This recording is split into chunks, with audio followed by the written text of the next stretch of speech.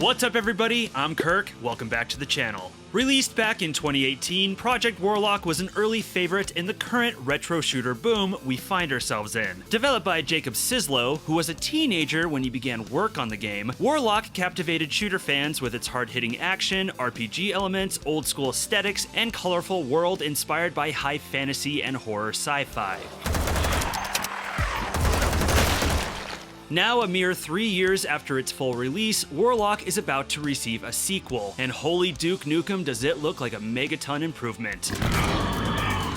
A complete reinvention of the core concept with more focus on movement, better shooting, lots of enemies, and prettier retro graphics. In today's video, I'll be taking a look at the Project Warlock 2 demo and giving you my first impressions. Is Warlock 2 shaping up to be the sequel of our dreams, or is it straying a little too far from what made the original so great? Let's find out. But before all that, if you're new here and you're digging what you're seeing, please consider liking and subscribing to help support this channel. Alrighty, let's begin.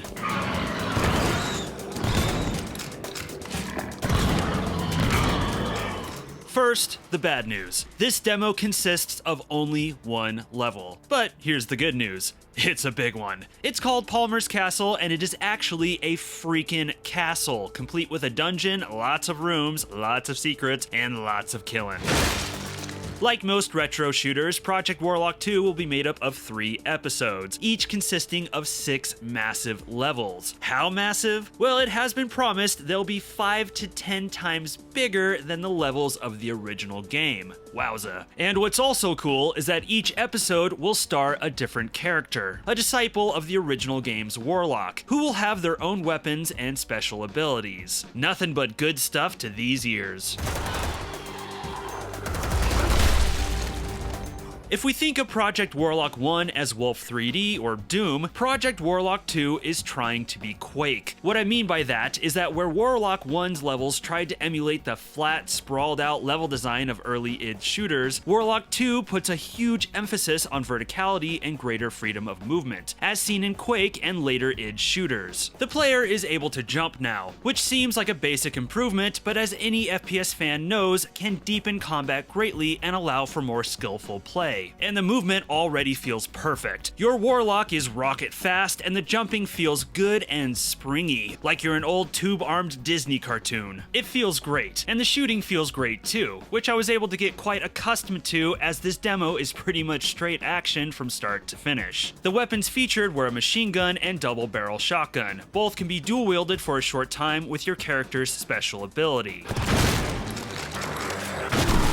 There's a bit of a recoil to these weapons too, bumping up your crosshair ever so slightly when firing. Not at all detrimental, and likely playing into the game's greater focus on accuracy and location-based damage. Get those headshots in, kids.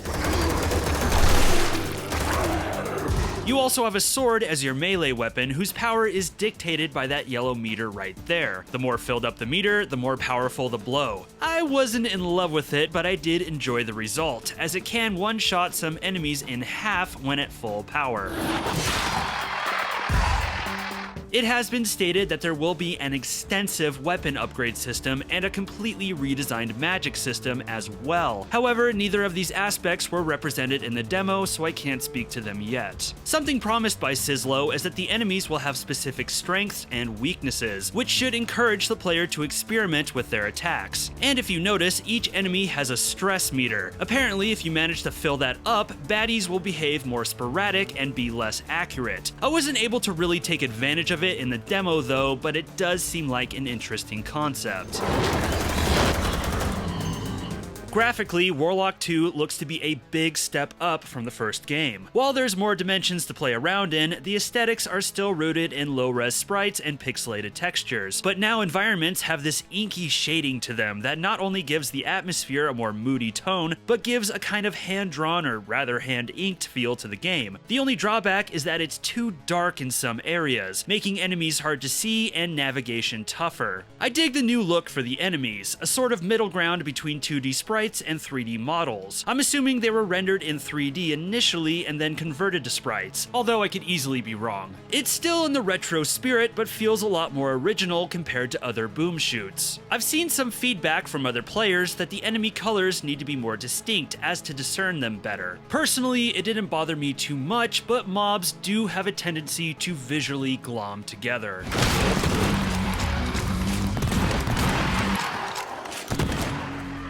So, after playing this demo, do I have any other concerns? There's some things I could go into, like the easier than expected difficulty and the game needing some basic melee weapons, like a pair of fists or knives, as it was easy to burn through ammo and find myself up shit's creek without a paddle. Just to clarify, you don't start out with the sword, you have to find it. But I'd rather see how the final product shakes out before I start getting real picky. This is a demo after all, a work in progress. But if there's one concern I want to express, it's for the level design. As mentioned, this first level is a shockingly big and complicated one. Intricate and, oh yeah, very maze-like. I played through this demo 4 times for this video. Each time I had the freedom to approach the map a little differently, which was cool. But each time I played through it, I also found myself getting lost. Navigating can be tricky. Some paths are not very well pronounced, which can make them easy to miss. And a lot of areas look similar to each other, which can also make things confusing. On top of the fact that, once again, some spots are just too dark. Plus, while I appreciate the abundance of shortcuts to help you move about the map easier, they made it even more difficult to pinpoint the critical path. My concern here is that as the game progresses and levels become larger and more complicated, I fear that navigating them will become more frustrating too. True, there's a map that hints to where to go and even a mini-map, but those aren't as helpful as you'd think. I love the ambition here. I love that we're trying to push the bounds, but we gotta make sure players are able to wrap their heads around these maps. Also, this level is kinda cramped. Lots of narrow hallways with heaps of enemies in them, which made certain combat situations irksome, hoping later levels open up a lot more.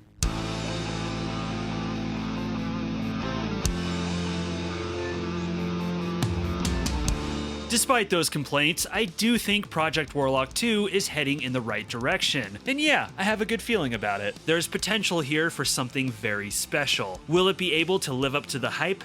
We'll just have to see. Project Warlock 2 is slated for a 2022 release and should be hitting early access this October. And you better believe I'll be all over it. So be sure to check back to this channel when the time comes. But what do you think of Project Warlock 2? Have you had the chance to play the demo? What are your thoughts on it? Be sure to let me know in the comments. And if you enjoyed the video, please be sure to subscribe, like, and ring the bell for notifications on future uploads. It's a couple clicks for you, but a massive help for this channel. And be sure to come say hi in the Kirk Collects Discord linked below. I'm Kirk, and thank you for watching this video. Stay safe out there.